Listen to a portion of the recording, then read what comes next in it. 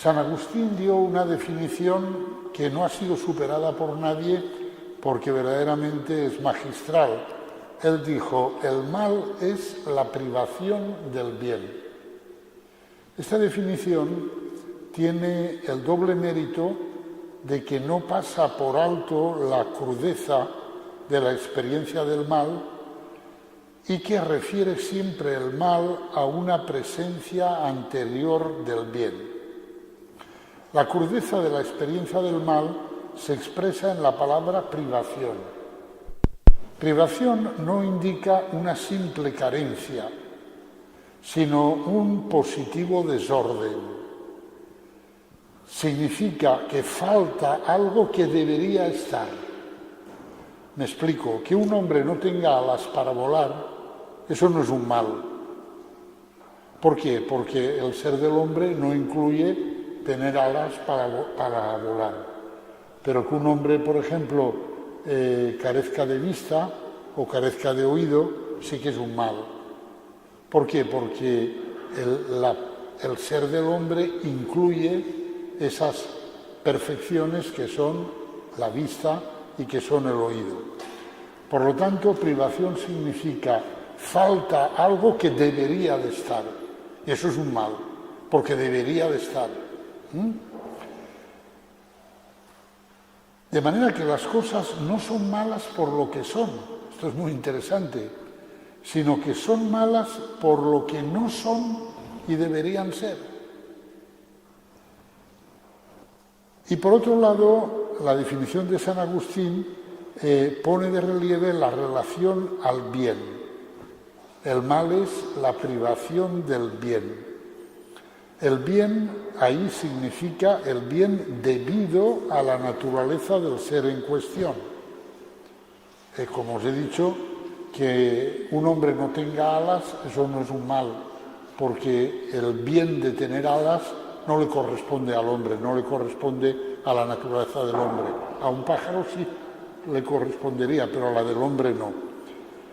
Y esta referencia al bien es importante porque indica que el mal no se puede definir de forma positiva. El mal es siempre una ausencia, una carencia.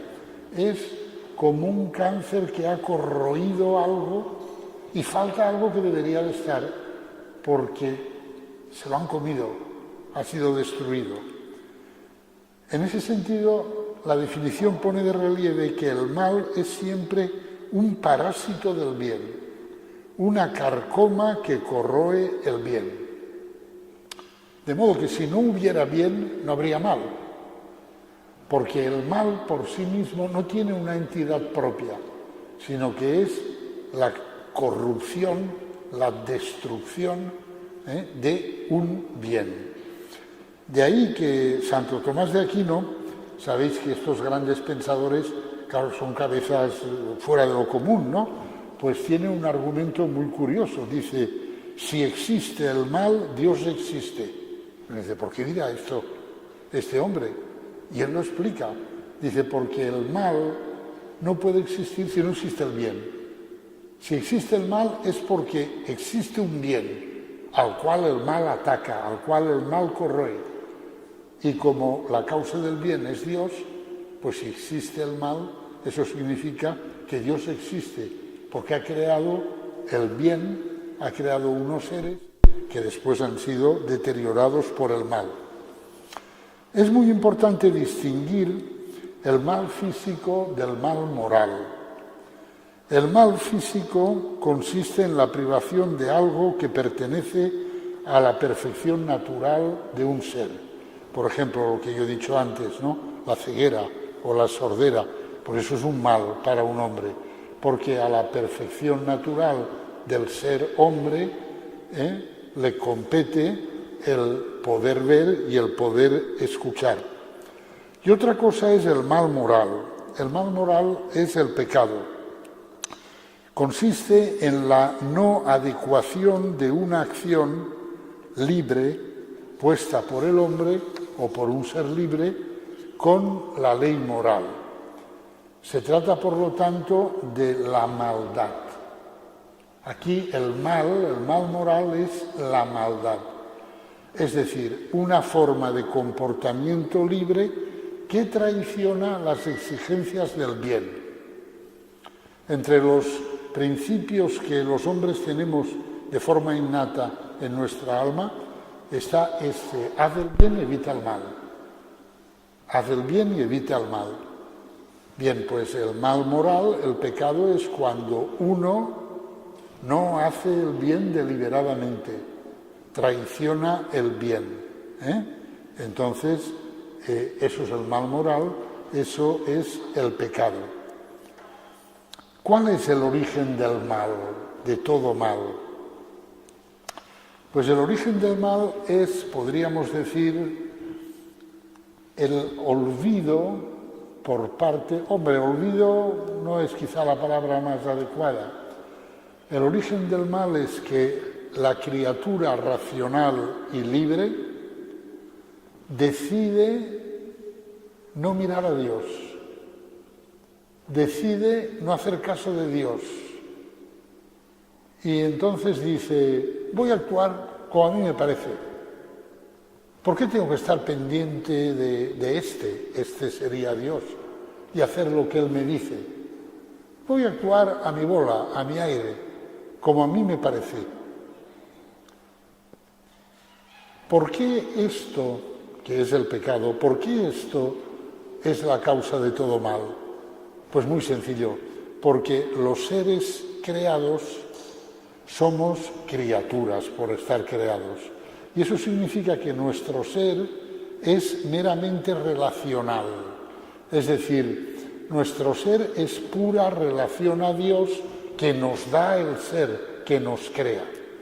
Ahora bien, un ser que es puramente relacional, si deja de relacionarse con aquel que le da el ser, ¿qué está haciendo? La respuesta correcta es: se está suicidando. Porque claro, su ser lo recibe de la fuente, que es Dios. Y si de momento dice: ¿para qué tengo que estar aquí pendiente de la fuente? Yo voy a mi bola. Pues entonces lo que está haciendo, lo sepa o no lo sepa, es que se está autodestruyendo. Está entrando en un dinamismo de muerte, de destrucción. Porque su ser, repito, depende todo de aquel que le da el ser, que es Dios.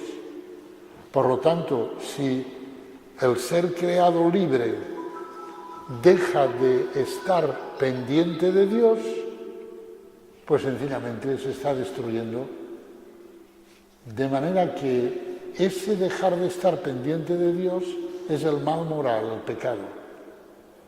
Pero es la causa también del mal físico, de todo mal. Por esto que estoy diciendo, porque es apartarse de la fuente que me da el ser. He estado hablando todo el tiempo del ser creado libre. ¿Por qué?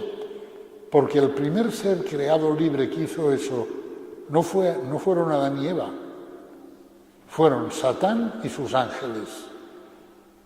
Es decir, Satán y el grupo de ángeles que se apuntó a la actitud de Satán, que fue la de decir: este Dios se ha vuelto loco, este Dios no, aquí no le hagamos caso, vamos a tomar las cosas nosotros en nuestras manos.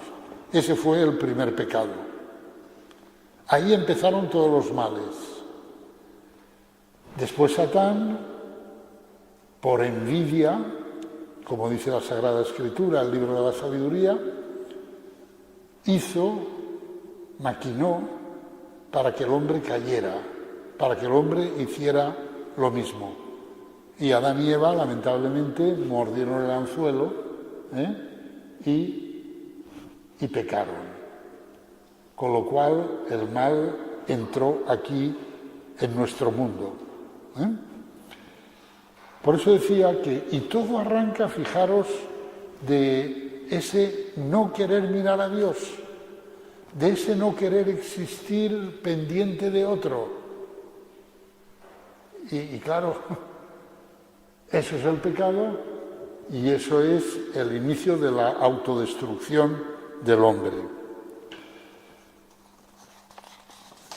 ¿Cuándo empezará a superarse el mal?